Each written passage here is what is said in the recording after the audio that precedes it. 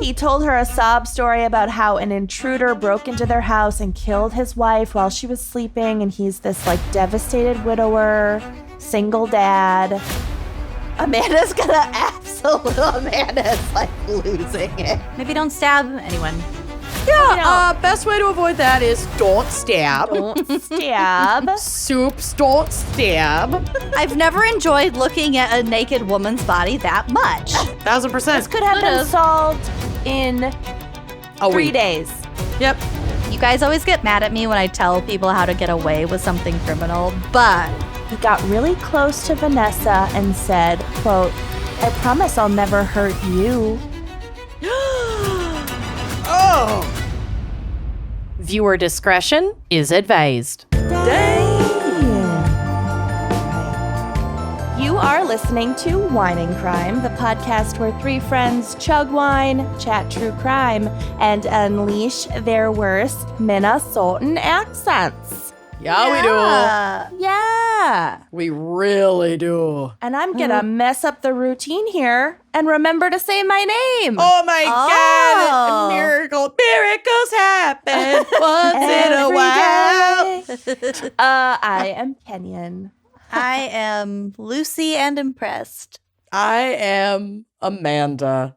And I'm wearing, it's hoodie season. Yes. I've got the new Wine and Crime hoodie on today. You She guys, cute. It's I so know cute. It's that- so comfy. She's literally from our company, but I her. love it Yeah. so Yeah. much. This is a good one. We haven't done zip-up hoodies like ever before. I love a full zip hoodie. Yeah. So many options. Yeah. So versatile. She cute. So you're really going to want to go snag this bad boy off of our online store. Show 'em the back. wineandcrimepodcast.bigcartel.com. No, because I'm real comfy in my seat. Okay. But it's got a really No. cool graphic on the back. It's really cute. Go to our website. It's really cute. And real soft. Show them the back. No. No, but it's there. It's on there. our website. It's stinking cute. Yeah. Oh, also, if you're unaware of our Patreon page, if you're not already a Patreon supporter, you got to check it out. We have so much extra content. Mm-hmm. We sure do. It's like a whole nother podcast. It is a whole nother. Yeah. And Whole my nother. favorite thing on Patreon is our monthly happy hours where we do like a live stream. Yes. Those are so fun. This much is fresh in our fun. minds because we have another one coming up on Wednesday, Tuesday, Wednesday the 27th. September 27th. Nailing it. They're every month. They're close They're to every the end month. of the month. And for those donating at $5 a month or more, you are welcome. You're invited to the party. They're really, really fun. We divulge a lot more when very we've candid. been a tiny bit. We have like 3 sips of wine and like 1 gummy, and we are just telling Yes. all. It's a gal's tell all It's a every lot month. of ask me anything basically with Yeah. like it's basically like a drunk dive ask me anything but live. And you get to like hang. It's And so we much can't fun. bleep if we accidentally say names. No room for error. There's no room for error, and we err a lot. Yep. You don't want to miss it. Yeah, so go over check out our Patreon. I love it. We are continuing Hog Girl Summer right through September Yep. because of the astrological calendar. I don't know, because we felt like it. And we have selected the topic. This was a me pick. I forced this one. I like it. There was no forcing whatsoever. At least for me. was not feeling it, but this is like my favorite type of case. I was painted into a corner, really. Don't expect much from my segment. I fully support this because the cases are great. I love the cases. So the topic is the devil is in the details. So shit that was solved by like one little crucial detail. Oh, I love it. I love that. it so much. Yeah. So before we get into it, Amanda, what is our wine crime pairing for the devil is in the details? Yeah, I have a really fun recommended pairing today that I am not drinking because A, it's noon, and B, I'm officiating a wedding after this, so I can't just roll up a bottle of wine in. But I mean, maybe I could, but these people were not wine and crime fans when they booked me, so I should probably not be so on brand. I can't believe you're helping others. Oh yeah. There's a good blend these days. Okay. But so those are my legal reasons for not I don't know if you're supposed to officiate a wedding drunk. It is a binding legal situation. Maybe you're not. How many of my weddings are now null and void? It's fine. We're not going to audit that. Anyway, there is a literal winery in California called Details Wines, whose tagline is "The devil is in the details," and they have really cool branding that's like, it's like a devil goat with like big cool horns. Ooh, like your backpack. Like my backpack. Yeah, it's really gorgeous. Yep. And Lucy, I know you can't drink, but I chose off of their selection this one for you because I'm looking at their Sauv Blanc. Yum. And we can get a bottle and then celebrate by cracking it after you crack that baby out. Okay. After you crack your pelvis, you crack that pelvis. Can't wait. Crack that sucker open, I'm in girlfriend. labor. Nice crack. Oh, Jesus. The doctor. Please. Oh, that'd be amazing. That'd be hilarious. I'm if you gonna think get of Corey it, to bribe the doctor to say that. No. I want to send hate you it when a people say clip that. from the show that we can't believe you haven't watched, Parks and Recreation. It's in the series finale when April and Andy are welcoming their first baby, and the baby is due around Halloween, so she's just been wearing scary Halloween makeup for like a month so that she'd be in this special makeup when she had her baby, and it's really funny. Anyway, I'll send you that because I can't believe you haven't seen this show. It's My baby unbelievable. shower is creepy themed. I can't wait. It is. It's going to be litty. So this is a 100% Sauvignon Blanc with grapes sourced within Sonoma County, and it retails for I've seen it anywhere between like $23 and $25. So a really nice high quality Sauv Blanc without breaking the bank. And on the nose, you're going to get aromas of lemon zest, white flowers, a little honeycomb, but then it's balanced with a lot of really nice acidity. You will get some apricot, some white grapefruit, maybe a little bit of melon. So it has that sort of like sweet fruit forward, but it's just going to finish out with that like nice, grassy, acidic minerality. It just sounds really fucking refreshing. So you can check them out at detailswines.com. They have great wine. They have great merch. They have really cute branding. I'm a big fan. Cool. I'm gonna have to stock up on some of that. Yeah, check them out. All right. Well, nice pap. Nice pap. Well, this wine would have been a crack. Nice crack. Nice crack. Nice proverbial crack. Mm-hmm. And yeah, cheers. Cheers. Lucy, cheers. What is our background and maybe psych? I don't know. For The Devil is in the Details. Well, I guess there is a little bit of psych. Ooh. We're going to go with that. Okay, so as stated, I didn't know where to go with this. But what I Homunculus too. Homunculus too.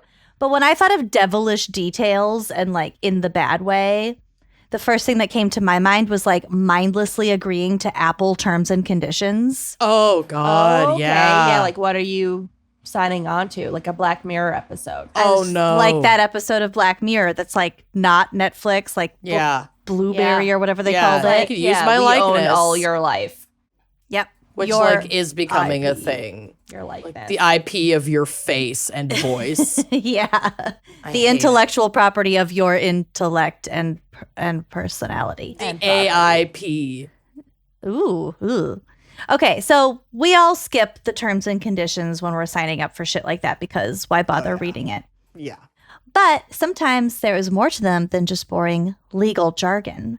According to NPR, Georgia high school teacher Donnellen Andrews, and this was sometime before 2019. Okay. The article didn't say when it happened, but it was a little while ago. So this high school teacher won a $10,000 reward after carefully reading the terms and conditions that came with her travel insurance policy that she purchased for an upcoming trip to England. Oh, wow. So she Okay. purchased travel insurance through an insurance agency. She actually read it. And it was like hidden in there? Mm-hmm. I love that. So the $10,000 reward was part of a top secret pays to read campaign that insurance company, which is called Square Mouth, had launched to highlight the importance of reading policy documentation. That's fucking so cute. brilliant. So it was like the first person to call this number to claim your reward, you get 10 grand. Hell It's yeah. amazing. Yeah. I remember in elementary school, I'm sure lots of people did this, but there was one time in like 4th grade where our teacher like handed out a quiz to all of us. It was like a long quiz, several pages. And she kept saying like, read through the instructions first before you start. Yeah. And the instructions were kind of long and they were at the top. And I never would have read them. yeah, definitely not. And the last instruction, or like second to last instruction, was like, write your name at the top of this paper. Don't answer any questions. Flip it over and say you're done. And no one did it. No one did it. And we all just like agonized through this quiz. That's amazing. I would have agonized with the quiz too. Yeah. I love that. This isn't quite the same, but this was like one of the very few times I cheated on a test and it worked. Ooh. It was well, it couldn't have been a spelling test. I guess it was like a vocabulary, like write the definition test in an English class. And there were 10 words and I didn't know one of them. I didn't know like number 7. So I just listed 1, 2, 3, 4, 5, 6, and then skipped 8, 9 to 8, 9, 10, and just did not list a number 7. So it didn't look like there was a gap in it. She didn't notice. Wow, that's not cheating. That's just being clever. Well, I felt like I was cheating. Oh my god. You know, Such I don't like a goody two-shoes. I don't like to misbehave. I dropped my late homework so that it floated and slid directly under my teacher's desk and wedged under. And then I was like, I turned it in. I don't know. Bitch, And then you lost it. Yeah, and then he found it and he apologized to me. As he fucking should. Pays to read, pays to be A little clever. sneak. Yep. Little details. So in 2010, as part of an April Fool's joke, the British retailer GameStation, not to be confused with PlayStation or GameStop, Okay. inserted a new clause into their license agreement and pre-checked that agreement box for users. So the problem was that the new clause meant that the clause said that users would grant GameStation permission to claim their souls. and it was pre-checked. Love it. So if GameStation, according to this clause, if GameStation were to exercise their right to the soul transfer, they would serve the notice in the form of 6-foot-high letters of fire. Amazing. If people read carefully enough, they would have realized that they could get out of that clause by clicking a certain link. So you could click the link if A, you do not believe you have an immortal soul, B, you've already given it to another party, or C, you do not wish to grant us, GameStation, such a license. Incredible. I So love if you- that. So if you read it and then you could click the link, then you were awarded with a voucher of some kind. Brilliant. Okay, all right. So Pays to read. pays to read. And then here's the last example, and it's not completely on point, but Scott's mom, Denise, sent this to me a couple days ago. Oh, okay. And I loved it, and it fits with this. So back in 2017 in Maine, there was a pretty major lawsuit between Oakhurst Dairy and their milk truck drivers. And it involves a hotly debated topic among grammar people, the serial comma. Oh, important. Very important. So according to Maine state law, workers are not entitled to overtime pay for the following activities: the canning, comma, processing, comma, preserving, comma, freezing, comma, drying, comma, marketing, comma, storing, comma, packing for shipment or distribution of agricultural produce, meat and fish, or perishable foods. Okay. So Isn't because that their job? there was no serial comma in packing for shipment or distribution of. The drivers could say, we don't pack anything. And this sentence is merely outlining two different types of packing and not two distinct activities. So in other words, this is per the New Yorker. The issue is that without the comma after shipment, the packing for shipment or distribution is a single activity. So truck drivers don't pack food either for shipping or distribution. They drive the trucks and deliver it. So they don't pack the trucks with the already packaged food. So they Correct. just distribute, not pack. So, but the intention was that the distribution of was its own activity, but there was no comma. So it was up for interpretation. Love it. So therefore, the exemptions do not apply to the drivers. And those drivers who worked overtime were entitled to their compensation. And Oakhurst Dairy ended up owing them some $10 million. Good for them. Yeah. Also, how can you just say, like, you don't get overtime for these activities Right. if you go overtime? What? Well, maybe they're saying don't go overtime. Yeah. That's their veiled way. I mean, If we can't give you overtime for any of the following things, it just means you can't go into overtime. Right. Yeah, I guess, but It's just a weird. shitty, like like, what if scammy you're- way of Yeah. doing that.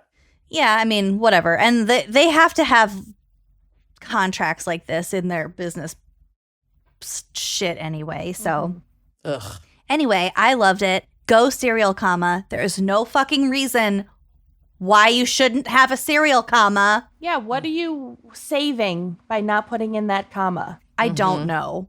I don't understand the other What's argument. Yeah. What's the point of not having it? I don't know. Okay. Okay, so those are some devilish details, but linking this to crime because that is the cornerstone of this That is podcast. ostensibly why we're here. Sure. Sometimes. Forensic pathologists are required to estimate the time of death in order to, amongst other things, reduce the investigation period and the number of suspects in homicide cases. It's also, as we know, helpful in piecing together a timeline of events leading up to the death in question. So multiple factors can affect the development of post-mortem changes in real-life scenarios. Therefore, it's critical to use multiple methods of estimating the P.M.I, post-mortem interval, to help establish a reliable timeline. The estimated P.M.I provides a basis for arguments in court, and it is very important for a forensic expert to ensure that the post-mortem changes are well interpreted and that the proper inferences have been made. They need to know what the fuck they're talking about. Yeah. Right, make right. or Because break. everything rides on that, basically. Yeah. And there are Alibis, timelines. and there are so many variables that you really have to read every single detail and interpret it correctly to for it to work. Right. I wonder if somebody has had like a lot of plastic surgery and Botox, if asking for a no, I'm kidding. I've only had Botox and only once, but if that would affect like the rate of decomposition. Maybe on the face, but not like throughout the rest of the body. Yeah, like Or only other on parts of those the body. places. Like Those procedures are pretty localized. So if only the face remained, then sure. But I would imagine there are so many other tissue samples available to indicate those factors of decomp that yes, Probably and not. people get Botox in their armpits, on their bellies, on their Yeah. legs. Like no, that's true. People, you can get For Botox sweat. for sweating and So it could in it your could throat have, for burping.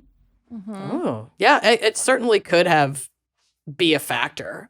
I would just imagine there's like a lot of tissue in a body there's Yeah. other that you can places to look. examine. Yeah. Just Yeah. curious. Yeah. Another But reason to check that that's vitreous put it on humor. the list. Mhm. Botox crimes. Ooh, I like that. Plastic surgery crimes. I'm into it. She's had some work crimes. I have. Let's do this.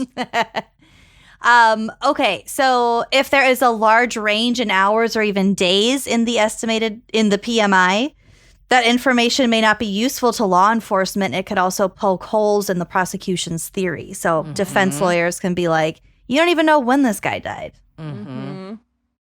Sometimes the tiniest details, such as insect evidence, Very important. can help establish a P.M.I. There are two main ways to assess the P.M.I. of human remains using entomological evidence. We've done forensic entomology. We've talked about this, but I'm grasping at very small straws here. It's still so great and so interesting. There's plenty to say. Yeah. Also, don't Google maggots on corpse Okay. Wasn't if you're feeling at all queasy. but thanks for the warning. I did during Amanda's we had wine very segment. different pregnancies. You Googled that during my wine segment? That was like I was 2 looking for- minutes. But I know I was looking for pictures to add to my folder. A nice minerality, maggots on corpse. Maggots on corpse. Oh my I saw some things. I saw some shit. You saw some I've seen some shit. Okay, so one of those ways to incorporate the entomology is to look at the insect succession of arthropod species found on a body. So insects arrive at decomposing remains in really predictable successive waves. Sure. Depending on the stage of decomposition, obviously the environment where it is, whatever. But it's really easy to predict. The other method involves looking at the degree of development in the oldest maggots feeding on the biological material, from which one can determine a close approximation of the time since death, because those flies get to work Quick. within hours. Yeah. They're not fucking around. So the reason why this is a method that works is because insects, like I just said, often lay their eggs within hours or even minutes after death. And maggots in particular molt 2 times before they become a prepupa and then a pupa and then a fly, all within a few weeks. So since maggots are constantly eating, they're growing really quickly. Right. So they're changing really fast. They're changing really fast. So looking at the size. Predictably. Yep. And so looking at the size and the stage of pupation that they're in can Gives give you a good timeline. a lot of information. Are there Interesting. places and climates where maggots don't exist? Antarctica, Right. underwater. Sure. Those are 2 spots you could move to avoid maggots if that's where this is Are heading. you trying? The Try to Indian pick your Ocean. the Try to Indian pick your- Ocean. Yeah, try to pick your next vacation spot or No maggots. Kenyan on House Hunters. must be in a climate where maggots cannot exist. My one I'm a stipulation. millennial trying to house hunt. No Yeah. maggot. No maggots. Budget is $6 million. No. I just meant like for death investigations. Like, yeah, I guess the Antarctic. And underwater. But I like, mean, I as guess- far as like in the open air, well, because some places don't have mosquitoes, so I just thought maybe some places don't have. Wait, where doesn't have mosquitoes? Lots of places don't have mosquitoes, like parts of What? Europe. I'm Googling. I think. Where doesn't I feel like flies. Yeah. There are lots of different Mosquitoes. species of flies. And there might be fewer species of mosquitoes. Countries Right? without mosquitoes 2023. Flies map. live wherever they can find food. They thrive on every continent except Antarctica. Antarctica and Iceland are the only places without mosquitoes. Really? Yeah. Well, Iceland, top of the list. Yep. I can handle that. It is in Europe. She wasn't wrong. No, she wasn't. What about the Arctic? Not just the Antarctic, the regular Arctic. I don't know. I already exited out of the thing. I already don't care. Well, we'll never know. I'm not moving to any kind of Arctic, so I'm not going to be without maggots or mosquitoes. That's what I've gained from this. Yuck. Yep. Oh my God. Okay, so both methods, meaning the waves of predictable insects and also the maggot maturity, rely on a variety of factors such as season, climate, the location of the corpse, etc. And also, this reminded me of that Netflix documentary about the nuns, about the nun raping. Oh, okay. My sister's keeper or the keepers. Yeah. The keepers. The keepers. There we go. Keepers. That was so good. Because that hinged on whether or not there were maggots on that one nun's face that yeah, girl they were saw. trying to gaslight that girl into thinking that she had a false memory of the maggots. Yeah. She was like, nah, bitch. I've seen some Yeah. shit. That Yeah. And it was in series is in so November. They were like, you wouldn't have seen maggots. It was on that. unseasonably warm. I'm due for a rewatch of The Keepers. I haven't watched that in forever. Good holiday pick. Yeah. Good feel family- good Christmas. Family fun. Yeah, a good fall rewatch. Cozy fall rewatch. It is kind of a cozy fall rewatch I in mean, our world. yeah. It was surprisingly comforting, I thought. There was just something about all those nuns and like moms who came together to like coming solve together. Yeah, To like as a take community. down a fucking ring of like fucked up. Patriarchal rapists. Yeah, Who are all patriarchal dead rapists. anyway. I'm here for it. Yeah. it. Anyway. So, Cozy fall. Anyway, maggots. well, we're over the maggots now, but wrapping this up, you guys always get mad at me when I tell people how to get away with something criminal, but I've never gotten mad at you for that. I just don't want others to get mad. But I'm I taking love notes. when you do this. there are some loopholes for us, and I'm not condoning any of this, and I don't know how up to date these are, so take these how you will. 38 states, which is like 36 more than I thought, have stand your ground laws, Yeah. making it pretty much legal to kill someone inside your home or on your property. Yeah. And I heard recently that guy who shot Ralph Yarl, that 16-year-old black boy, For like knocking on the door. he was like going to pick up his brother and he knocked on the wrong Got the door address wrong. Yeah. and got shot Through the door. So I'm Oh, actually and the old fucker who did it is so gross looking. He's too. like 80 He's something. So scary looking. Yeah. I hate him. I was also in Missouri, so just like this whole thing just paints a picture. Yeah. So I'm actually kind of surprised that guy, the shooter, is going to stand trial on charges of armed criminal action and first-degree assault. So the prosecution of this case can and probably will come down to the wording of each state's individual statute. Right. Because there are stipulations to those stand your ground laws for sure. There are precedents and there are like reasons, and every state has different wording. So in this case, Missouri's law references a proportionate threat. So the shooter, the old creepy old man, his name is Andrew Lester, of course it is. Of course. Mo Lester. Claims that Ralph, who again, a black teenager, was trying to open his storm door and break in. But Ralph, knock on the main door. he didn't even knock, he rang the doorbell. The Whatever, shooter dude. claims he was trying to open the door. And Ralph said he just rang the doorbell and was waiting for somebody to answer the fucking door. Anyway, the stand your ground stuff is so... It's loose and gross. It's loose and gross. Yeah, And a lot of it feels intentionally vague.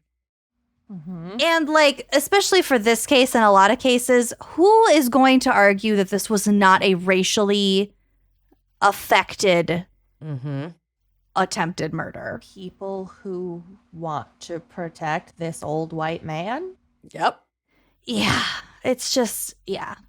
Again, I'm glad and I'm surprised that he is going to stand trial because he faces up to 30 years in jail, which is effectively a death sentence. Yeah, for this disgusting old maggot. Maggot muncher. Ew. In Wisconsin, parents can give their children an alcoholic drink. I think it's just beer in a bar, restaurant, or at home. As long as the parent has their own ID to order it, then they can hand the drink to their child. That's I don't think it can be amazing. I think there's still an age stipulation though. There is. I don't think you could do it for like a toddler. Helps them sleep. No kidding. Yeah. Don't do that.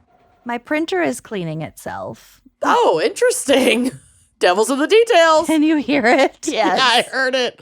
For some reason, it sounded like a toilet flushing gently.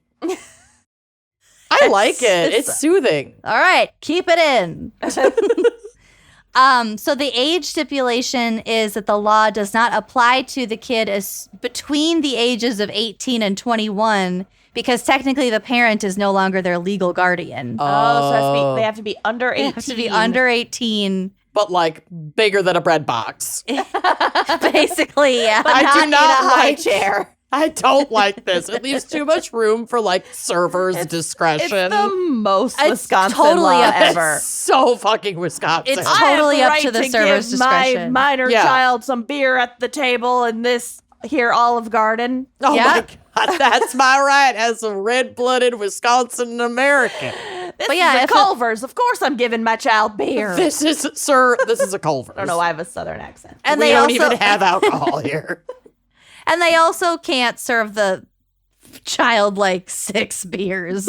Right. Like it's up to the establishment's discretion. So they can say no. Mm-hmm. But like legally on paper, you can serve a kid beer as long as they're with their guardian and under the age of 18. I don't even know why this is a law. Like just Liquor scrap it. licensing and insurance for restaurants that sell booze in Wisconsin must be such a nightmare. Yeah.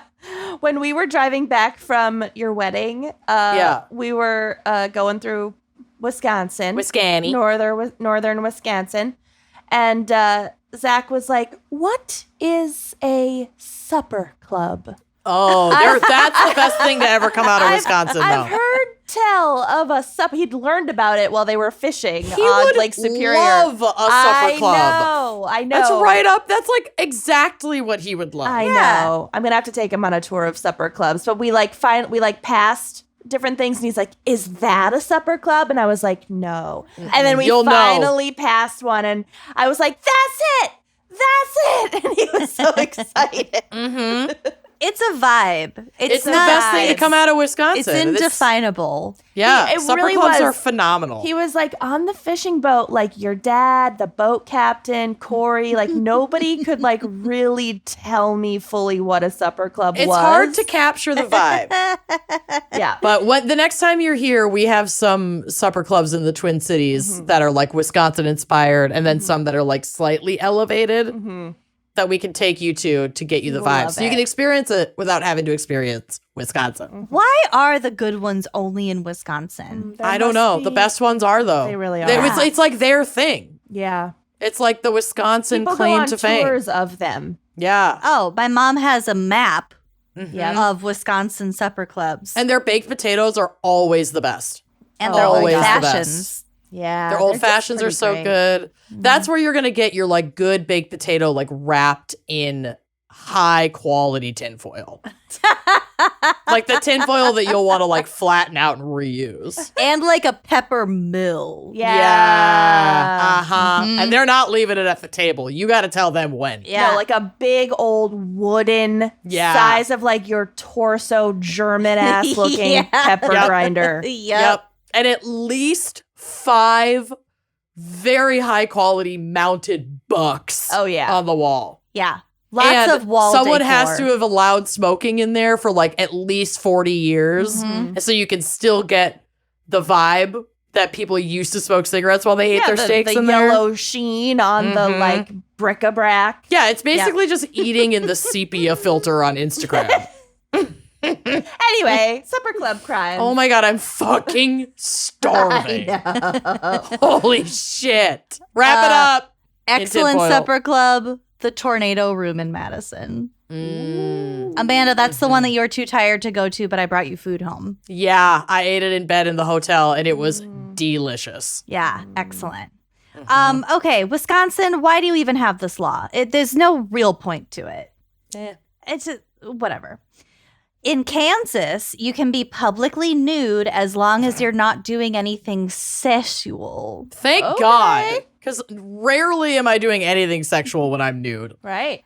Rarely. As soon as there is a sign of sexual behavior or arousal, you can be arrested. Don't what let if it's those nipples arousal get on hard. other people's part? Not your problem. Not your problem. Not your problem. Mm-hmm.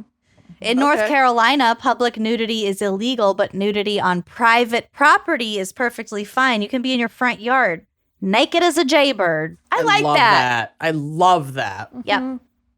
Laws in How else am I going to get an even tan? My aunt did that once. Hell yeah, she did. She didn't mean to, though, but my aunt was like sunbathing she was like in her early 20s, and she was sunbathing in my grandparents' front yard in Bloomington, Minnesota, in their Great little like yard. suburban, whatever. And she was lying on her stomach, and she had undone her bikini straps to get an even tan on her back. And then a cop came because he was like asking if she had seen some car that had gone by or whatever. And she forgot that she had undone her bikini top. So she just stood up and talked to the cop, quote, for a really long time. He kept the conversation going. I bet he fucking did. And she did I not realize bet he did. until he left. Well, he was really thorough. He never said a word to her about it. Big knockers run in your family, so I bet Yeah. he did keep her Not for a on while. Julie, actually. Oh, She okay. did not Fair, get blessed yeah. with the big knockers. But Julie's still. got a little set, a perky little set. Oh my God. Yeah. We were That's in amazing. I was in Mexico with my family one year at that house there's like nobody around. Probably not for long. Fucking Tulum. Anyway, we're on the beach, there's no one else around, and then there like a house, one of the houses next door on that same compound had this young British couple staying there, and they like were very attractive. They didn't like to wear clothes. They did Good for them. naked yoga on the beach in the morning. Great. They were beautiful to look That's at. an invitation for sand to get places you don't want it. True. Yeah. And so one of the afternoons I was with my mom on the beach, and the girl comes over and she's just wearing her bottoms. And we were just chatting with her for quite a while. It's like, Chit chat. she's just this perfect specimen little woman. Nude woman. I've never enjoyed looking at a naked woman's body that much. That's bullshit, because we all get naked together with regularity and love it. I mean, We're not naked yoga on the beach in Tulum. No, we're naked No, a little people. drunk in a cocktail pool in Houston. Damn right. Different kinds of drunk Yeah. bouncing each other's boobs. It's a different vibe. That's the supper club of nudity. naked. We're You don't- supper club nudists. Yeah, we're supper club nudists. You don't know exactly how to describe it, but when you see it, you know. The only thing I want covered is my baked potato. Good tinfoil. I'm gonna kidding. I expose my actually hate a baked potato tinfoil with baked the- potato. I love a crispy Good skin. tinfoil. But anyway. I like it. I like it. Nice and steamy soft. Anyway.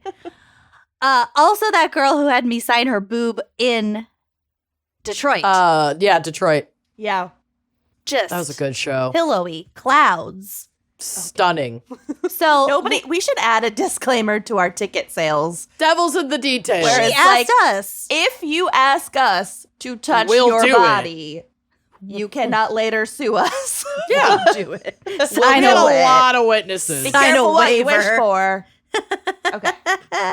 We're gonna touch you. If you ask us to touch you, we're gonna touch you. So a lot of laws in Indiana are religiously based, and therefore many are deciding to join the Church of Cannabis. Love that. So members now are attempting to get exemption status for their church so they can be used, so cannabis can be used in religious settings. They I just get love together and that. get high and presumably don't have to pay taxes. I fucking love that. The fact that until they church taxes, until they tax churches, more of us should claim Be to be making fucking churches. churches. Yeah. It's Yeah. so stupid. Who are you to say that's not your religion? Right? Yeah. I'm sure cannabis has been used in religious ceremonies throughout history. Yeah, Absolutely. definitely. Tobacco has. Yeah. All that shit. I'm sure dildos have been used in religious In religious ceremonies. I'm sure they have. I'm sure touching your certain. friend's boobs in a cocktail pool does constitute. Cocktail pools are a part of our religion. Yeah. Yes. We need them tax-free. Yeah. It's Last for but Yeah. baptism. we are baptizing. Mm-hmm. There is a huge difference between assault and battery, which are a lot of times used interchangeably. And this can sometimes be a game changer in terms of like punishment. Mm-hmm. So battery entails an accusation of causing extreme bodily harm to a person and emotional distress. Mm-hmm. Whereas assault is a grade C level violation. So like not as big of a deal. You hit me, but you didn't cause me permanent damage. So you assaulted me, but It also entails an unintentional altercation that may have led to physical or emotional harm. okay. So, like, Okay. but there are also laws that are like assault and battery. Right. I think it comes I down usually to use state- them hear them like that. Right. Not interchangeable, but maybe that's why and. it used to be called battered women's syndrome Mm-hmm. and not assaulted women's syndrome. Right. Yeah. I mean, Yeah. it's a terrible name, but I'm just Yeah. trying to draw connections. The upstairs, the second floor of my house was a battered women's shelter. Had to clear that shit out once I got Clear here. that energy out, although it's better than the reverse. Like, it's better Yeah. to have be it the shelter than the site of violence. Yeah. There was a kitchen in my now bedroom. Very cool. Nice. I would have kept it. Corey asked A lot if we could shorter put it. walk for snacks. Corey asked if we could put it back in the other Yeah. night. I'd ask. You know how far it is from your bedroom to your kitchen? It's so Right. far. You have to Yeah, take the stairs? My God. it's far. What kind of a hell do you live in? I would I love to live in a someday have like I love how this has become my like someday house dream podcast where A I dumb just waiter. rant about Yes. features of houses that I like, but someday I would love to have like a cold water tap in my bedroom. Can you That'd imagine? be nice. Yeah. Cold filtered water, like a pot filler, Yeah. but for your mouth while you're laying in bed. Or just like next to the bed so you don't have to like remember to bring your water to Right. bed at You night. could just have or a glass, refill it. a little cupboard of Just like that glassware. little, like a little spout. That's And then- yeah. genius. That's cute. Why has no one thought of this? I mean, I'm sure some rich people out there have that. yeah.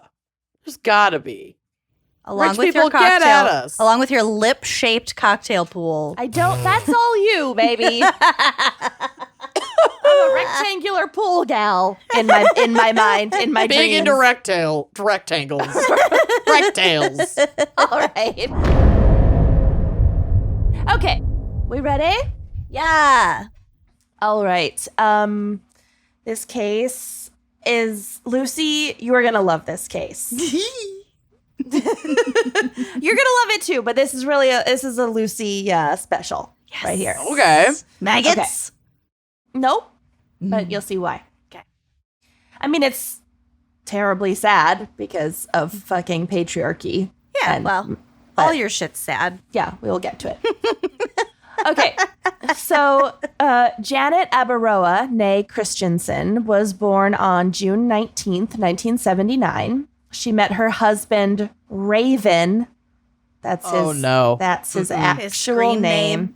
That's like, it's not his screen name. No, that's on that's- his birth That's certificate. his actual name, and it really doesn't fit with anything about him. Is he white? Yes. Oh, He's God. blonde. Oh. No. It's Never trust a blonde very Raven. odd. His it's- parents were Well, they're not. misguided. We're about to get to it. It makes no sense. Okay. To the point where I was like, is it pronounced Robin? Like what? But no, I don't know. So they met while they were both in college at Southern Virginia University.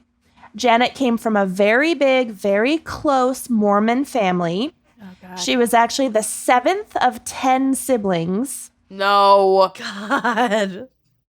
and was the favorite aunt of all of her like nieces and nephews. Like they just loved Auntie Janet. Well, if she liked it, more power to her. Well, I mean, she can't control how many siblings she has, but yes. That would be my worst nightmare. Just people and then, just people everywhere. Siblings all over your shit. You don't have anything to yourself. Mm-hmm. Don't have your own room, probably. Definitely not. I don't think they make homes with 11 bedrooms for regular family. Lucy, people just everywhere. No privacy. You don't have your own snacks. Nope. Nope. I could never. So she had a big social circle. Lots It's weird because you're kind of describing motherhood. Yeah, you don't get your own snacks. Mommy will have her own snacks. Okay. Just put them on a high shelf. Okay. She had a big social circle, lots of friends, and was, by all accounts, just an incredibly kind and fun-loving person. And Janet was also really athletic, and she was super into sports, especially soccer and swimming. Ugh. Raven, a fellow Mormon, was athletic too, and that was something that they bonded over. They were both also tall and blonde, #tall hot blonde, and he was very charismatic. Still, friends and family say that at the beginning, Janet was hesitant to start a relationship with him, but Raven could be very persistent. Hate that. Mm-hmm. I don't like a persistent blonde man. Mm-mm. Too pushy. Too entitled. Yeah, to everything. One of Janet's sisters said that she was somehow wary of him, wondering why he was trying so hard to make everyone like him. That's never a good sign. That's right, girl. That is a red flag. Mm-hmm. He sounds like Joao from Below Deck. That's what I'm imagining. J-Wow? Joao. Okay. He's from Zimbabwe. Okay. He sounds like that guy I was very briefly dating who snuck off to pay our tab Yes. after our live show in Minnesota several and we all years were ago. like, ew. Yeah, we Why were like, did you do why? that? Why would you do that? Thank you for picking up this $300 tab for 12 people, but I didn't like it. And it was really gross, and I'd been dating him for 10 minutes. Yeah. Don't. It was weird. I dumped him a week later. Yeah. I was like, no, we're done. Yeah. And Thanks they for tried that to hold dinner. your key hostage. Yeah, that was a fun time. Oh, Jesus. Okay. Great deviled eggs at that place, though. Oh, yeah. We should go back for the devil. The Lowry. It's delicious. Okay, so Raven slowly wins over Janet and then Janet's family for the most part by talking about how important the Mormon faith was for him and how he had gone on mission work to Peru and all this stuff, right? So they're Great. like, okay, all right, he's talking the talk, walking the walk. So in keeping with both of their, faith and culture, they're both Mormon. Raven and Janet were married very young, pretty much right out of college, and they soon moved to Smithfield, a small town in Virginia. Great bacon from Smithfield. They graduated from Sauverge and then moved to Smithfield. And at first, everything seems great. They're newlyweds, they're making new friends in their community, they buy their first house. When the holidays roll around, they sent out festive Christmas videos to both of their families, which is like a thing that people do, apparently. What year was this? They're in their 20s, and she was born in 79. So the 99, 90s? early Yeah. aughts. Yeah. I bring up the Christmas videos because in one of them, Raven is showing off a new knife for his growing knife collection that either he got himself or maybe was a gift. I got the coolest knife in Duluth. Do you want to see it? Lucy can have a knife collection. A blonde man, Cannot. persistent blonde Mormon man cannot have a knife collection. It's in this I like its leather pack. container. It's made out of bone. Did not specify what kind of bone. Human, probably. Deer. It's Valyrian Definitely steel. Okay. I had a knife like that I got in Norway when I was a kid when we were visiting my aunt and uncle, and then my mom took it from me to hold it for safekeeping, and then she lost it, and I had never got it back. That sucks. You got a knife like this? Yeah. I will redeem you. Not with this, because I like this one too Right. much, but I'll get you one. Oh, thank you. I also forgot how to close it, so I'm just going to set it down.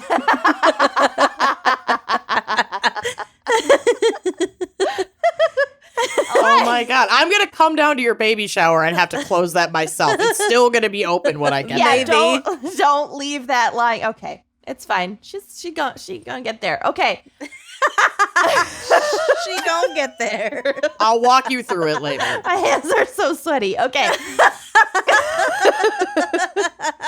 You sure Lucy can have a knife collection? Yeah. There's like 6 more on the shelf. Expecting mother, oh no, I forgot how to close it. I'll just leave it open on I'll this just desk. leave it here. The baby can't walk or stuff for a while. I have time. It'll come fast. If you have these habits now, you'll have them in a couple years. Well, then I'll learn the hard way, won't I? Yup. Okay. So they the knife collection, whatever. Basically, it's impossible to miss the like rainstorm of Chekhov's multiple guns when talking about this case. Like everything will be relevant later, and all of it is a red flag. Great. Okay. So they don't actually stay in Smithfield that long. In just a few years, they decided to move to Durham, North Carolina for work because I think Raven got a job at a sporting goods company there. So he got this new job and they're like, okay, we'll sell our house. We're going to move to Durham. I feel like lots of Raven. crimes happen in Durham. Right? Nothing good happens in Durham, North Carolina. But I don't know. Don't add us. So, okay, still, everything seems great. Happy, young Mormon family about to set down some roots. Husband's got a great new job. Whatever. Papa's got a brand new bag. Knife. Lucy's got a brand new knife. Well, this is a true crime podcast and my case, so we all know that was not where this It don't story is. last. No. Nope.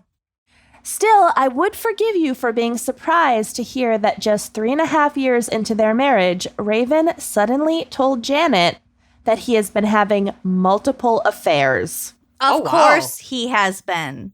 Blonde man. So yes, plural, multiple affairs with many different people. Okay. People.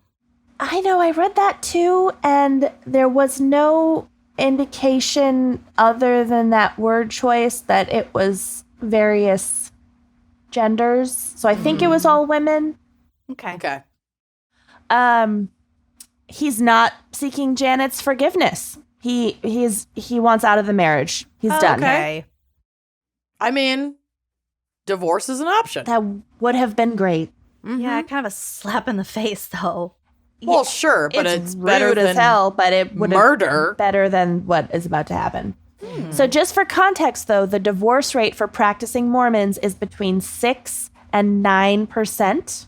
And the national divorce rate is 52%. Yeah, so So they're it's holding on tight. I guess Really that's not what, common in their community. I guess that's what's most surprising to me. They're like devout Mormons. Yeah. That he would he's even- been all in since before Right. they were even dating. That he Yeah. would even entertain ending the marriage and Right. telling her at all rather than just offing her and keeping all of his infidelity a secret. Or just continuing on and have his little wife Right. and have all of his affairs. Yeah. Or just keep it in his goddamn pants. Right. Yeah, or God forbid, not have any more affairs. Right. Right. So Janet, I presume, is gutted. It seems like she was pretty blindsided by all of this. She's not willing to give up the marriage, though, without a fight. Also, she's pregnant with their first child. Oh, So friends rally around her, and with their help, Raven is persuaded to stay in the relationship and try and make it work. No, I never want to be in a position where I am persuading or being persuaded Right? to stay. Right? That's a no. I mean, I Bye. get that it's complicated because of For sure. culture and they're pregnancy. I have no They're- culture or religious connection, so if I'm not wanted, I'm out. right? Yeah, but you're not a radical Mormon who's That's pregnant exactly with what her I'm saying. first I child. don't have those. That's what I said. I Right. don't have those connections, Right. so Right. that wouldn't work for me. Right. So he claims that his affairs are now over and that he got it out of his system and he's ready to come back and be a better man and blah, blah, blah, blah, blah. Be a dad. Yeah. So soon thereafter, Janet gives birth to a son named Caden. But obviously things are not automatically perfect between them now that he's back. Because like having to persuade your husband can't To feel stop good. cheating on you while Yeah. you're pregnant with your first child probably sucks. Right. Ask Melania Trump. So still, Janet is over the moon to be a mom. And while she may not be feeling super close with her husband, she is pretty much just focused on taking care of their new bundle of joy. And she's really, really happy and fulfilled in being a mom to Caden. But Raven is a charmer, remember. And he gets busy trying to craft a new public narrative because now his whole like affairs thing has gone public and people think less of him. And so he needs to turn that ship around. Well, it's not like he was a public figure. No, but But he was very involved in the church and part they of a have big community. and- yeah, exactly. So he goes around telling everyone that they are back on track, right as rain. In fact, More better in love than ever. Yeah, better than ever. Yeah. Telltale. Yep. He claims the issue had been communication all along. But some friends and family remain unconvinced. For starters, Janet's family was concerned about Raven's, quote, moods. Ooh. Her brother, Mark Christensen, remembered a time when Raven accused him, falsely obviously, of stealing money and that the altercation turned violent. Oh. Mark recalled that Raven told him, quote, "You don't know who I really am and you don't know what I'm capable of," before grabbing Mark's head and slamming it against the wall Oh my God. to his brother-in-law. Okay, guy. Ew, I Fucking hate chill. him. Yeah, he's gross. Typical blonde man. So Janet's brother, Mark, had never disclosed the attack to his sister because he didn't want to add extra stress to her life. So he was just like, just don't tell Janet. Like, it's fine, whatever. Like, let's just pretend it didn't happen because I don't want to upset my sister, who's already going through a lot. And maybe she was pregnant when this happened. I don't know the timeline necessarily. Sure. But, so he doesn't tell her. And speaking of... Always tell. I know. 'Cause But I do understand. I totally get it, but when it's like violence like that, your sister's at higher risk by Right. not knowing. Right. Yeah. Right. And I'm not saying it's this guy's fault. He's No. doing the best he You're can. trying to, but as a PSA to other people in that situation, it's a tough Right. situation. I totally understand that, but Right. if he's showing that kind of violence to his brother-in-law, Yeah. you better believe he's going to show it to her. She's And the one slamming sleeping with him heads at into night. walls is That's a such an specific- abuser-specific thing. It's Yeah. like spitting in the face or choking. It's so dehumanizing and It's Yeah. it's Violent. different than getting into like a we manly got into a bar scrap. brawl and Yeah. Yeah, tackled it's each other totally and- not a man scrap thing. It's No. like a it's a control and power it's thing. Yes. dirty, Yes. dirty fighting. Yeah. It's a very classic abuser move. Anyway, speaking of stress, there is a lot of it going around. Obviously, having a new baby can be stressful, all the more so when you're worried about finances. Money was getting tight, and at the same time, Raven was having trouble at work. Trouble entirely of his own making, of course. Of course. So he'd been caught stealing merchandise from the sporting goods store and was arrested for embezzlement, and then he ultimately pled guilty to theft charges. So I think like he had been stealing so much merchandise that at first Yep. it was embezzlement, but then it got lowered to theft. Yeah, maybe he gave something back or did some, Right. had some agreement to lower those charges. Right. So this dude is like a really shitty Mormon, and like there are there's a long Yeah. list of shitty Mormons, but like he's shitty on a lot of fronts. Yeah, to win the award for being a shitty Mormon is like not super hard considering some of the leaders in that community, but It's competitive. he's fighting for it. Yeah, it's competitive. So on the night of April 26th, 2005, Raven leaves the house to blow off some steam by playing in his indoor soccer league with friends. So Hate him. I think sometimes Janet also played in this league because remember, she's also really athletic and sporty and loved soccer. But she can't make it this night, April 26th. It does seem like a hyper Mormon activity, an indoor soccer league. It's just so vanilla. It's so beige. It's the beigest thing I've ever heard It really of. is. Yes. So Janet can't make it. She's going to bed early. So he plays soccer, and on his way home, he stops at a convenience store to pick up some snacks. And does Janet know that he's been fired and had all this? I believe Shit at work? So because I think, obviously, I don't think she knew he had been stealing. But when shit hit the fan and he was then facing charges and was fired, then she found out because then now they don't have that income anymore. Right. Okay. So he gets home around 10 p.m. and he finds his wife, Janet, dead in their bed, covered in blood. And she was just 25 years old. Oh my God. With a baby. Yeah. And how old was Caden at that point? Caden was still Like an infant. yeah, like an infant or little young toddler. I don't know exactly, but young. Poor Jesus. Bubby. I hate the name Caden, but poor Bubby. Yeah. And his alibis, I was at my indoor soccer game. Yeah, I was playing intramural soccer. Ew. Mm-hmm. Barf. So- I'm on the beige team. We're playing taupe. It's beige versus taupe tonight. I can't miss this game. Beige versus biscuit. Greige. Beige. Greige versus taupe. It's the big one. It's the big one. Regionals. We've been training all year for this. We might have to play eggshell in the finals. No one has ever beaten Eggshell. Holy shit. Oh my God. Okay, so. Oh my God. Okay, no, this is so sad, but we need like. Oh no, I forgot she was found dead in her bed covered in blood. So sad. It's so sad, but we just need like to release some of that nervous energy. Yeah, and he's a fucking monster. He's a monster. So he calls 911 hysterically crying and repeating to the operator that his wife is dead and that she has been shot. Paramedics arrive at the house, but there was nothing they could do. And at 5 a.m.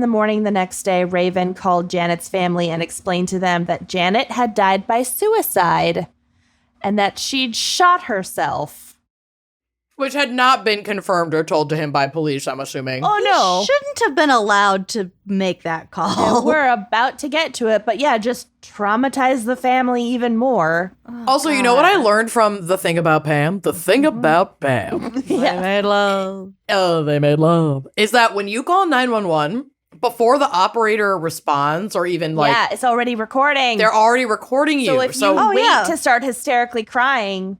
They know they can clock that silence and notice if there's if you're acting on Yeah. the phone. Cool. And that could be like entered into evidence, Yeah. basically. Oh, Yeah. I didn't know Yeah, that. if you don't Yeah. start the waterworks until they pick up, They know. answer. Mm-hmm. It's sus. It's Jean. It's Jean. Oh gosh, it's Jean. Yeah, fuck you, dude. Okay, so he tells the family that their fucking 25-year-old beautiful daughter and like young mom has died by suicide. No. None of them believe him. None of them think Janet would ever even consider suicide. They didn't think that she would ever leave Caden. There had not been anything leading up to this. No. It didn't track. Okay. And I know people are going to say, like, sometimes, you know, you don't see the warning signs of suicide. And yes, that is true. But when every single person that knows you is like, nah, dude, that doesn't track, then that's meaningful, I think. Also, one slight problem. It didn't take long for the autopsy report to reveal that, lo and behold, she hadn't even been shot. she'd been stabbed multiple times. The knives. Oh my God. The knives. It's giving, what's that fucking case that I just did? Not Mandy. We can cut this. I got it. I closed it. I figured it out. Good job. All the babies are safe. Good. So much for the suicide spin. Like, Are you talking about Candy? Candy. Candy Montgomery? Yeah, when, I mean, obviously the neighbor discovered her and was like, oh my God, she'd been shot because there's just blood everywhere, but she'd actually been killed with an axe. Right. And then people immediately were like, oh, maybe she killed herself. Right. But Soup's not what happened. Soups did not axe herself in the back of the head. So is that why he said she's been shot so he could push this suicide thing? Mm-hmm. But yeah, it's not suicide if someone's been stabbed multiple times. That's not suicide. Yeah. So investigators also get suspicious when they are cataloging all the contents of the home, taking photos and videos in every room of the house, and they notice that Janet's wedding and engagement ring aren't on her finger, but are instead sitting on the kitchen counter. Sounds like my fucking husband. I take mine off to do the dishes. Leaves his ring on the kitchen counter all the goddamn time. Never fucking wears it. It feels weird. Well, so does being your wife. Put the ring on. Okay. Zach Jesus lost Christ. his in the ocean, but now he has a new one, so it's okay. I My take God. mine off to do the dishes, but I don't. I just don't take mine off. But, okay. So then they notice that Raven's laptop is missing, as is one of the knives in his fucking knife collection. And he doesn't seem to have an explanation for the laptop, but he claims that the knife in question had gone missing right before the murder. It's recently. Yeah. he really thought this whole thing out. Right. And if there had been an intruder, like a burglary, presumably they would have taken the fucking diamond ring. Yeah, no shit. Yeah. So anyway. There are no signs of forced entry, but police do find a bloody footprint and fingerprint. And so without a shadow of a doubt, this is not a suicide like Raven had tried to spin it to Janet's poor family. Yeah, only to immediately be like, nah, this ain't it. But. Yeah. This was unmistakably a murder. So Janet's family holds a vigil in downtown Durham, hoping to bring more eyes to the case. And attendees wore purple ribbons in honor of Janet. And even though she hadn't lived in Durham long, like her death really rocked the community. Like she had already made a lot of friends, and she lit up a room. She genuinely lit up a room. Like I know that is a cliche, but like some people do, and life Really is do. not fair. Never light up a room. Puts a target on your back. It does. So everyone is desperate to get more information about the case, except, curiously, for Raven, who quickly packs up and moves with Caden to Mormon Mecca, Salt Lake City. Of course he does. Leaves Durham. Go be protected even more by the church. Yeah. Mm-hmm. Oh, and I guess just to cover the whole board in like suspicious bingo, Raven took out a life insurance policy on Janet right before. How many hours before he killed her? Right before she had announced her pregnancy. Before or after? Before. Or after. Sorry, right after she'd announced her pregnancy. Oh, okay. Yeah. That So he makes waited. a little bit of sense, but I mean, still, yeah, the fact that it's he ended up less murdering sus. her. So, yes, it's pregnancy and birth are risky. You're married. It makes sense to have life insurance. And usually like Zach and I finally signed our wills and stuff once Sonia was born, because it was like, we should have our shit together for her. Mm-hmm. I should get a will. What's a little bit less understandable is the fact that he filed for that life insurance payment before she'd even been buried. What? Yep. What? It was like the first thing he did. Scumbag. Oh my God. Mm-hmm. Fuck this guy. It's gotta be And, like like- the next day. Mm-hmm. Jesus. Like, granted, like, she couldn't have been buried within, like, the first week because, like, there was an autopsy. They're investigating, whatever. Mm-hmm. So I'm but sure. Still. Do it after the funeral. Yeah, but he's in financial straits and he wants to move. So he does it immediately. Right. And he killed her. And he killed her. But we're getting to that. So obviously to anyone like with eyes and brain cells, Raven is fucking guilty as sin. But there's zero physical evidence tying him to the crime. Because he was at soccer ball. Mm-hmm. Soccer ball. The footprint in the house didn't match Raven. Neither did the fingerprint. Police cannot arrest him. So at least not yet. They don't have enough to arrest him. So he moves to Salt Lake City and very quickly he meets a woman named Vanessa Pond. Oh my God. Run, Pond, run. Yeah, you're next, honey. So like Janet, at first she felt Raven came on a bit strong and she wasn't really interested in a relationship. Oh my God. Y'all trust that intuition. Mm-hmm. No trust means it. no. But over time, he charmed her while they were both at daycare picking up their kids. Ugh. If a potential partner has to literally wear you down, don't do it. Mm-hmm.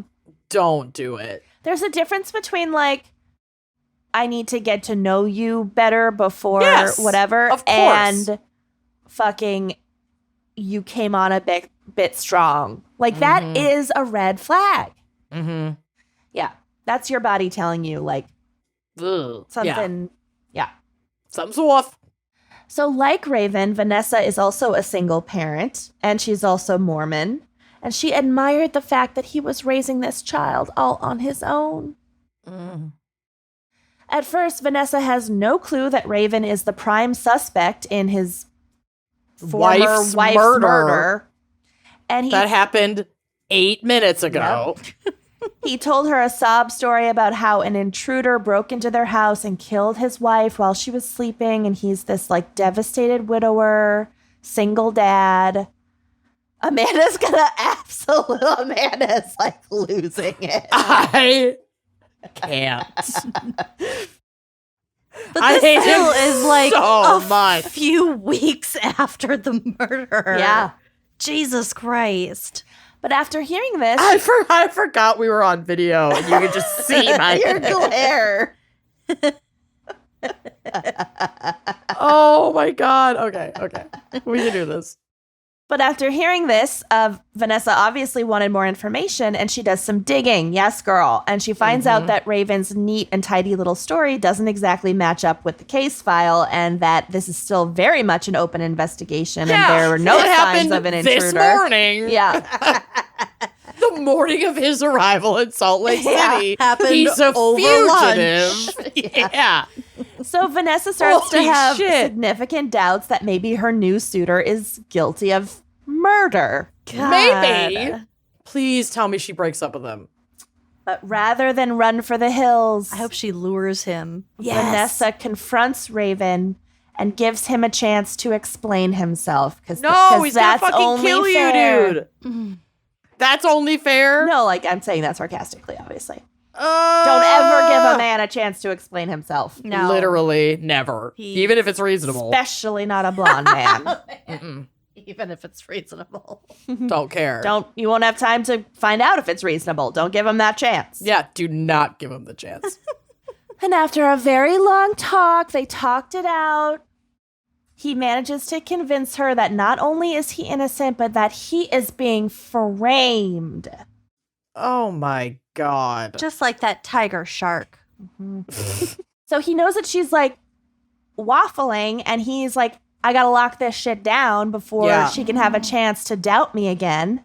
So or he tell anyone. So he lays it on thick and he asks Vanessa's parents for her hand in marriage. No! His wife was just according to him, brutally murdered. Ew. I understand that, like, straight men can't last fucking 5 minutes without a woman, but this is too much. Yikes. So news gets back to Janet's family through the Mormon grapevine, and they decide to call Vanessa and warn her about her new fiance, which is absolutely the right move. But great dance move. Mormon karaoke. Love the Mormon grapevine. But the pull of love and denial is strong, and she marries him anyway. No. Oh, God, honey, no. You know what? At this point, no sympathy for her. I get it. He's real charming, whatever. You fucking made your bed, girl. As someone who notoriously hates women, this is her fault. I'm over it.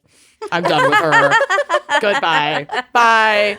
Well, Bye. hopefully You she doesn't end up. notoriously hate women? I do now because of her. Okay. So by now it's 2008, and they are on their way to their honeymoon in, where else? Las Vegas. Ish. Love Classic. Vegas. Not for a honeymoon. Mormons love Vegas. They do. Yeah, Mormons notoriously love Vegas. When Raven starts to talk about how angry he could get at Janet, at his first wife, there were just times where he could get so angry at her. Oh my God. That is so unhinged to talk to your new wife about at your honeymoon. Oh, just wait. Or just in general, but like specifically. When she was murdered. Just wait. Then his demeanor changed suddenly. He got really close to Vanessa and said, quote, "I promise I'll never hurt you." Oh! You in danger, girl. Oh. You been in danger, girl. Pond. Run, pond. Fucking Run, pond, what? run. Jesus. Like, you made your bed, but I still don't want you to get killed, so please get the fuck out of there, pond. Oh. So unsurprisingly, it doesn't take long for this absolute psycho narcissist dipshit to break his promise. Uh-huh. He And starts- hurt her. He starts with verbal abuse and then escalates to physical abuse. Yeah. Also, plenty of gaslighting. Yep. Raven would grab Vanessa, throw her into walls, Oh, I forgot his name was Raven. Mm-hmm. What? and then try to convince her that he'd just tripped and that it was an accident. Okay. Is that what he did to his ex-wife's brother-in-law too? Tripped and slammed his head into a wall? Jesus Christ. So Patterns. So Vanessa quickly realizes that she's been duped, that this has all been a huge mistake. Like, This guy's a psycho. this guy's a Run. psycho and whatever. So just I gotta get out of this. Yeah. Just 4 months into their marriage, she leaves, which took Good. a lot of bravery and chutzpah. So good for her. Yeah, if she hadn't left, she would be dead. Oh, Yeah. she Guaranteed. has since spoken publicly about how she knows that if she stayed, she would have become Raven Albaroa's next victim. Yep. Yep.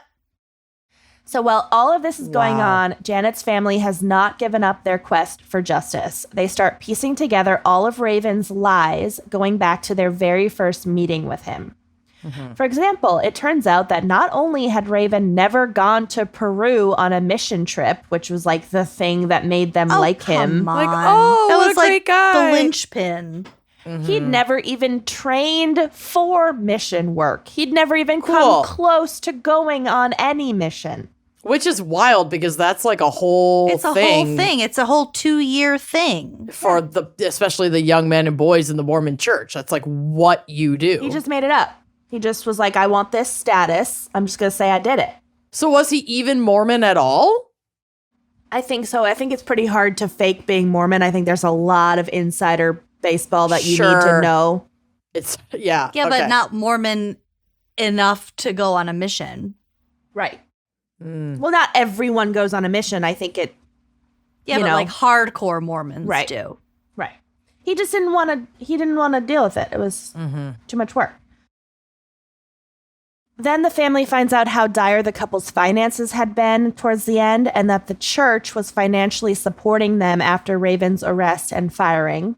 But even when money was so tight that they had to seek charity just to put food on the table, there was one monthly bill that Raven never missed. Can you guess what that was for? Was it like what, child support or something? No, because he has the kid. Well, I know, but maybe from a previous. Janet's Relationship. life insurance policy. Oh, right. Oh. Didn't have one Okay. on himself. Yep. But hers always got paid. Yep. Did not let that lapse. Because that was Okay. parachute. Yeah. Now it's 2009. This poor family has been waiting for answers on this case for 4 years. And like, they know he did it. They don't have the smoking gun yet. Right. They have a lot of good circumstantial evidence. Yeah. Which would likely hold up in court, but they often won't even press charges on circumstantial evidence alone. Yeah, they have not been able to arrest him or press charges. Yeah. Oh, this poor family. So finally, I can't even imagine the agony of knowing who fucking killed your child. Yeah. And not, oh, I just got chills, and not being able to fucking do anything about it. Yeah. Ugh. Finally, one of her sisters goes on ABC's show Primetime Crime to bring attention to the case. Just one day after the episode aired, the Durham Police Department announced it was putting a new detective on this cold case. Okay, good. Hoping a set of fresh eyes would shift something. And you don't get that joke yet, but you're about to. Fresh eyes? Mm-hmm. Did she have eyes when she was murdered? She did have eyes when she was murdered. Correct. As most but not all people do. Okay, Detective Charles Soule does what every great detective on a cold case does, and he goes over everything, all the previous evidence collected in painstaking detail, right? And he gets hung up on one particular detail. Investigators never found in the home Janet's contact lenses. Okay, weird. So this fact stuck with him because Raven had claimed that his wife was already in bed for the night watching TV when he'd left to play soccer. She would have taken him out. So he says that, like, literally he saw her in bed. She was in bed watching TV when he left. Was she wearing was she wearing her glasses? So, like, if she's in bed, it would indicate she'd already taken out her contact lenses. But if she's watching TV, we're gonna get to it. Okay. All of Janet's friends and family, all of them, swore that she would always take her contacts out before she got in bed and watch TV. So she didn't leave her contacts in to do that nighttime watching because she would like fall asleep watching TV. Got it. So she doesn't really need to see the picture. A rigid nighttime routine. Yes, girl. Yes. Mm-hmm. So she doesn't want to fall asleep wearing her contacts. So she always takes them out before she gets into bed for the night. Got it. Okay. So Detective Soule does something really interesting. He calls Charles Zwirling, an ophthalmologist, to ask if it would be possible to identify contact lenses from a body after it has been buried for 5 years. 5 years. Oh my goodness. And what did he say? And Zwirling said that contact lenses do disintegrate over time. But they could very well still be there. Theoretically, it was possible. Oh my God. Dig her up. Let's go. So Soule calls for Janet Abaroa's body to be exhumed, but remember, Raven is still her next of kin. Yeah, so he has to like sign off on it. And he objects. Oh, no. Fuck you, Raven. Fuck. And then he gets his lawyers involved to try to prevent it. Of course he fucking does, because he's guilty as fucking... I hate him. So there's a lot of back and forth about the potential validity of this evidence. It takes years, like courts are involved determining whether or not the state has the right to exhume her for this investigation. But finally, in 2013, Janet's body is exhumed. Yes, and the ophthalmologist, Zwirling, receives an evidence package from investigators. Inside, there was a plastic bottle holding shreds of yellowed, shriveled contact lenses. Boom. That had been removed from Janet's eyes. Boom. The shriveled gun. That's how I feel after a really long day and your eyes are already dry and you're taking out your contacts and they're like kind of hard and dry. I wore contacts for like 2 years and hated it. I wore them every day for probably 15 years, and that's why I can't wear them anymore. Yeah, I'm team glasses all the way. Contacts are so uncomfortable. I can't. Bill will fall asleep in his. It's shocking. No, they'll glue to your eyeball. I know. My cousin he claims that he has the kind that it's okay to sleep in, and I'm like, all right, tell that to your eye surgeon. My cousin had that, and it fused to her eye, and when she tried to take them out, they took a piece, it pulled a piece of her eyeball out. Yeah, he doesn't do it very often anymore, but he very much used to. So she had to go to the eye doctor to get it to get her contacts out. Scraped. I cannot. Get it out. Scraped. Scraped. Scrape your eyeball out. Yeah, babe. I can barely do babe. eye drops. Like, I cannot. Oh, no, you could never with contacts. No, you could never. I couldn't. You gotta, never. get in there. I wouldn't even have the depth perception to put them in right. Anyway, okay. No, I don't trust you within a mile of contacts. No. Or my eyes. Okay. So the ophthalmologist, Zwirling, washes the plastic with a saline solution and a fragment bloomed open. Like the contact basically rehydrated, Yeah. unshriveled itself a little bit, and it revealed an identification number. Ooh. So that number matched the brand that Janet used, AccuView 2. Oh, I used to use those. So it was a 1, 2, 3 was the number on the contact lens. Okay. That's the only thing it would have been. So you can tell if it's inside out or not. Oh, okay. Personally, I think the fact that they dug her up and pulled them from her cold, dead eyes would have been proof enough. Yeah, But sure. but hey, I guess they were not taking any chances. No, let's be really sure. That this was proof enough that Janet was wearing her contacts when she died. She had never taken them out. Oh, wow. And actually, they really weren't taking any chances because Zwirling also had to prove that these lenses could dehydrate and then hydrate, that his method was Legitimate. legit. Yeah. Cool. So he backed up these methods with a paper published in 2000 by a forensic archaeologist who had experimented with burying contact lenses on pig eyes to see how they degrade over time. Cool. Okay, listen, I love it. Because obviously pig eyes are closest to human eyes, as we know. They're just a Pig little eye bit girl bigger. summer. Pig eye girl summer. Hog girl fall, baby. Hog eye girl. And just to be extra safe, Zwirling Jesus. decided to try the pig eye experiment himself. He was on it. He was into it. There will be no holes in my theory Yeah. whatsoever. Good. Good for him. So he first learned to embalm bodies. Oh my God, he's Lucy. He's Lucy. And then used the UK pig eye technique from that paper on 2 different sets of pig eyes with contact lenses on them. Cool. To replicate, I told you Lucy would love it. To replicate the conditions that Janet's body was buried in, he wrapped each in funeral linens and placed the eyes into miniature wooden caskets.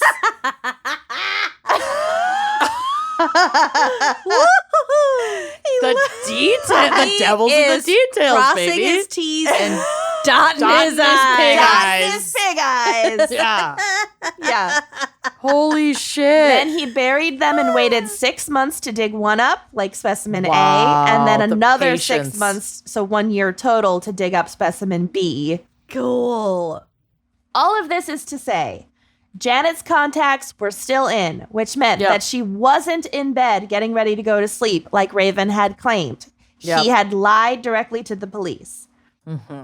In March of 2013, Raven Abaroa was tried for the murder of his wife. The murder case really hung on these discrepancies in his testimony. Yep. Shockingly, though, the trial ended in a hung jury, 11-1. There was one holdout. Ugh. But before a new trial could begin the next year, the DA accepted an Alford plea from Raven. So that means that he's Guilty on paper. Pled guilty, but maintained done his with this. innocence, but took the plea so he could get a shorter sentence. Yep. And it worked. So he was in prison, but he was already out by Christmas Day 2017. Holy shit. So he was in prison for Jesus. less than 4 years, Wow. For killing his fucking wife. killing his wife. dang. Oh my God. Fuck that. Yeah. Give me those pig eyes. I want more of the hate pig him. eyes and linens. So much. Yeah. He's a piece of shit. He sucks, dude. And thank Yeah. God Vanessa got away from him. Yeah. Seriously. And I just feel terrible for Janet because she just was a lovely She was person young who and- was very important to a lot of people. Mm-hmm. Yeah. Jesus. Yeah. My God. Well done. What a ride. Yeah. Yeah. The pig eyes are really something. Yeah. Really something special. Between Something the very very rigid special. bedtime routine and the whole Yep. pig eye thing, the ophthalmologist, this was a Lucy case. Yeah. Yes, I have a very rigid routine. You definitely do. Last night, he doesn't usually want to like cuddle or snuggle, but last night Corey was trying to cuddle and snuggle, and I was like, I am trying to I have a very rigid apply my nighttime routine. lotion. You need to back the fuck off. Yeah. You don't want to be sweaty while applying lotion. It's I the need worst. both hands. I need Yeah. to concentrate. Just get off my shoulder. Give me 10 fucking minutes. Jesus. Yeah. I hate it. I'm not a cuddler either. No. I'm a big cuddler, but I We know. have my limits. When Zach's not around, you cuddle anything that moves. I do. And Or doesn't so move. So does Sonia. Sonia definitely got that from me. She like needs to be touching me Yeah. all the time. Created a monster. She's so cute, Yeah. though. At It's least you fun. like it. Great. Yeah. All right. Shall we? Yes.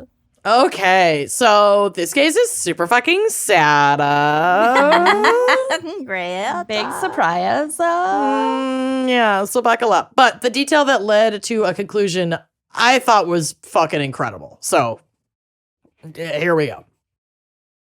On the afternoon of March 9th, 1979, police in Salem, Oregon received a call that a resident of Fairview Training Center, a state-run facility for people with developmental disabilities, was missing.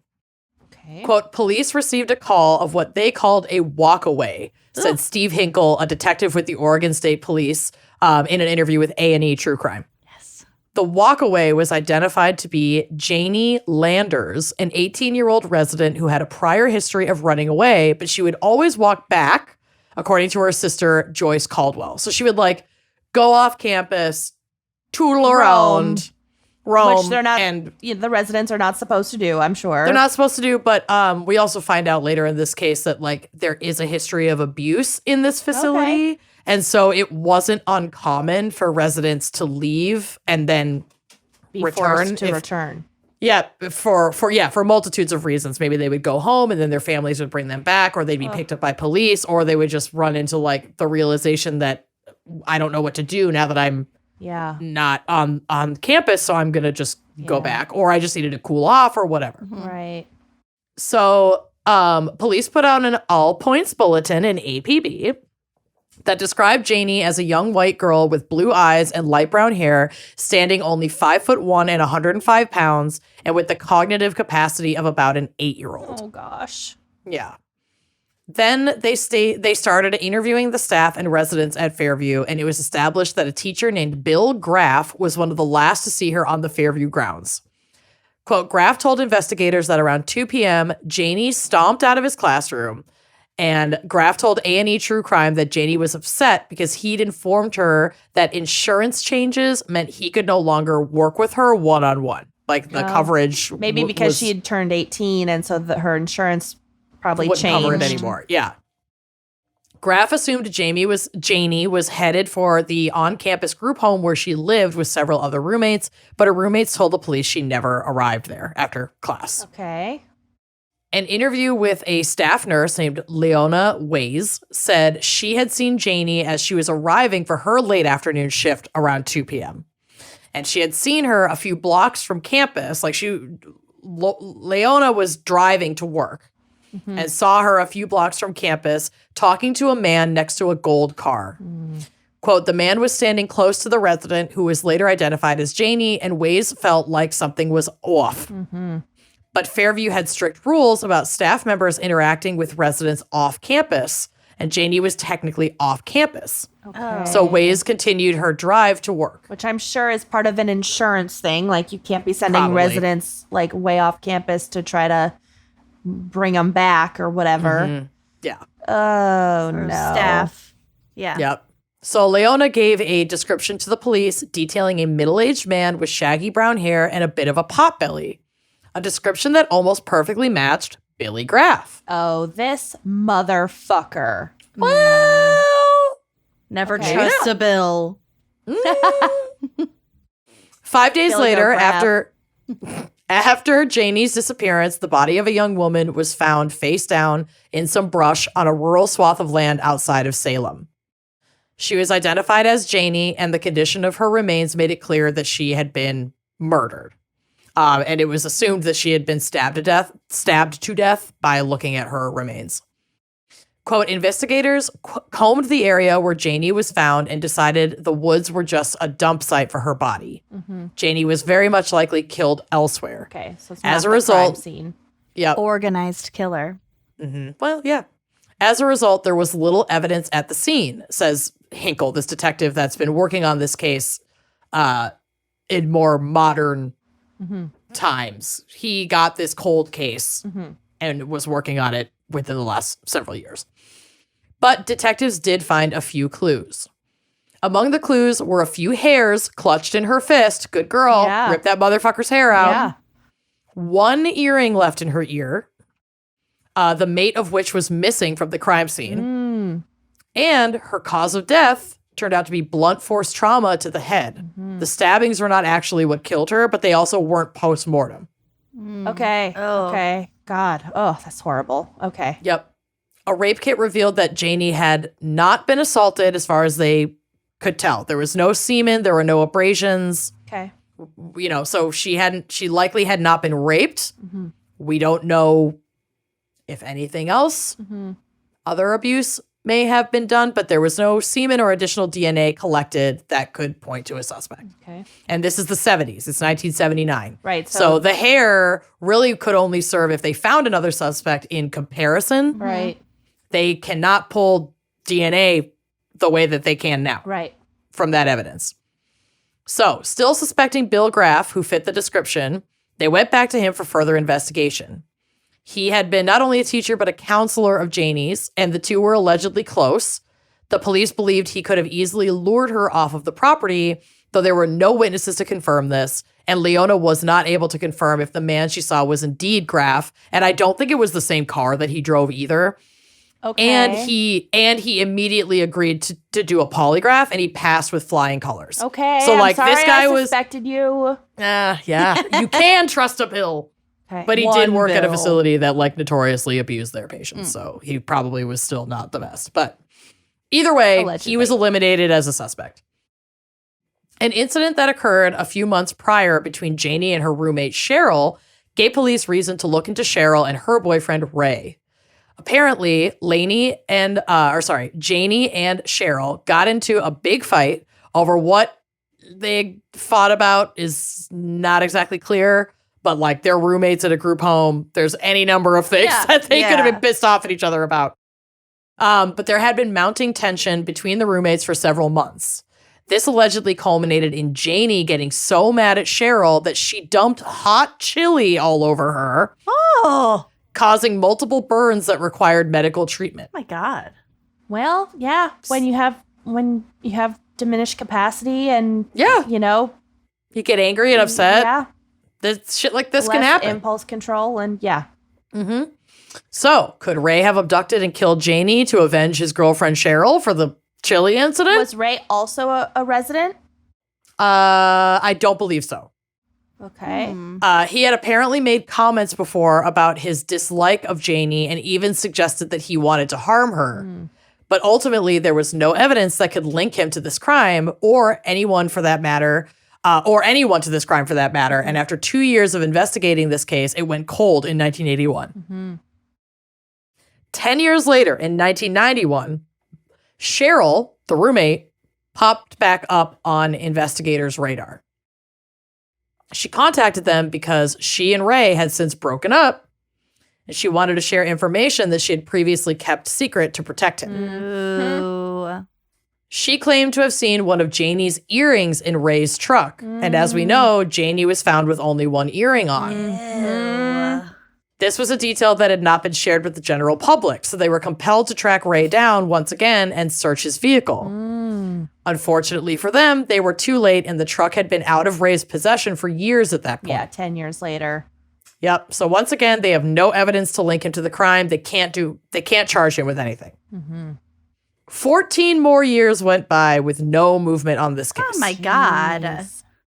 Janie's little sister Joyce was still advocating for her and called the Oregon State Police, pleading with them to reopen the case, citing advancements in DNA technology to get them to comb over the evidence for new leads. She was killed in 1979, and it's now 2014 Jeez. or in that ballpark. And Joyce is like, for the love of God, Please reopen look this case. over this fucking DNA again, or look over any of this shit again. Yeah, there could easily be some like epithelial, whatever DNA evidence The on hair. Yeah, the hair. Okay. Okay. So they do. And this guy, Hinkle, the police officer that's now taking over this case, says, quote, "I knew when I got assigned it that it was a very low statistical likelihood that we'd solve it, especially after that amount of time had gone by. There was very little DNA evidence to review, and the hairs collected didn't have the bulb. So a DNA profile couldn't be pulled from the hair, and without anybody to compare the hair to, it was rendered kind of useless." But Hinkle and a new team of investigators reviewed the coroner's report and found a tiny, seemingly insignificant detail about the stab wounds on Janie's body. The detail was not something that was there, but something that was missing. Her contacts. I wish. Most knives have a hilt to protect the user's hand from sliding off the handle and coming into contact with the blade. Not this one. When an It individual does. is It has stabbed, a little bit of a lip. it has a Oh, little yeah, lip, like but not that. like a true, like, Yeah. a lot of the, like, these Like a stabby knives dagger will have, has like, a real. a true hilt. Yeah. Because even, like, a cooking knife might have a little bit of a lip, but that's not technically a hilt. Check my other knives and see if they have hilts. Do a little inventory. Okay. So when an individual is stabbed with the level of force that was present in Janie's case, the hilt will leave bruising or abrasions around the entrance wounds. Oh, that makes sense. And these bruises or abrasions were missing from Janie's wounds, indicating the knife used did not have a hilt. And that meant that the attacker very likely cut his hand in the process of stabbing Janie. Hinkle was hopeful that the blood on Janie's shirt could be mixed with the attacker's blood. Yeah. And that they just could not have figured that out all those years ago. So he sent her shirt to the lab for further testing. Fuck yeah. Yeah. Sure enough, among Janie's DNA, they found a completely different DNA profile and submitted their findings to CODIS, hoping for a match. The miracles in this discovery continued when they got a match, and a solid one at that. Ooh. A man named Gerald Dunlap, who had worked in Fairview's laundry in 1979. Oh, shit. Yep. Oh my So God. Generation Y did a great blog on this case. I don't know if they also covered it on their show, but they had a really good blog that popped up. So here's a quote from their blog. It said, quote, "Dunlap was a convicted sex offender who had been arrested and convicted in the 60s and got out on parole in the early 70s. And then was And allowed took to a job work at the. around all these vulnerable people. Oh my Yup. God. It was revealed that when he was released from prison, he had moved to Salem, Oregon, where he got married and landed himself a job at the Fairview training facility working as a laundry assistant. Payroll records indicated that Dunlap had clocked into work on the day of her disappearance and murder and within the timeline structure of Janie's disappearance. He was never thoroughly questioned despite matching many elements of the composite sketch. And I actually have the sketch on the drive, which will be on the blog, as well as a photo of Dunlap. And you can definitely see similarities. Like, it's fairly striking, though I won't say that it's a slam dunk comparison. So I'm not going to say that, like, that was really Yeah, but we fucked up also that they didn't. don't know about, like, the photo of Dunlap is from years later than the sketch. So maybe back then. Well, the photo of Dunlap is his mugshot from 1972, and I guess So the before. composite sketch would have been in 1979. So, like, it is years later, but I don't think enough years for there to be, like, a huge change. The nose I think and this part the- look a lot Yeah. alike. The mouth, like the smile upper lip. lines, I think it's and also pretty, even just the vibe of the eyes, pretty I think spot it's on. a pretty good. Maybe It's definitely striking. if he had more hair in 79, and he very well may have. right? Yeah. growing his hair out a little He's bit, also got gained scary a little weight. eyes. He's out of prison. He's got scary so eyes. Yeah. Yeah. Fucking really creepy. This poor girl. So it was failure to be thorough that brought Dunlap onto the Fairview staff in the first place, which comes as no surprise given the known history of abuse that occurred on the grounds throughout its operation from 1907 to 2000 when it finally closed. The devil is in the details. Yep, exactly.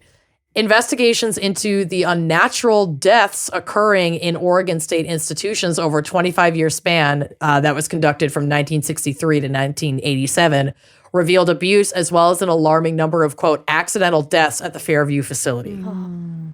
So when Dunlap, a convicted sex offender registered in California, applied for the position, Fairview failed to run a background check outside of Oregon, which under a lot of employment situations, a background check isn't even required, but employees of a facility working with a vulnerable population is a totally different story. Right. Fairview claimed at the time they were unable to do nationwide background checks, but any kind of follow-up on his employment and residential history linked him to California, where they could have requested that information from authorities, and they simply did not. Right. You know, they're not going to be able to pull a nationwide background check, but they knew he came there from California. The Oregon background check done. They didn't think about it. Yep. They knew he'd moved there from California But within the last 7 years and didn't even bother getting are background checks now mostly nationwide? Yes. Okay.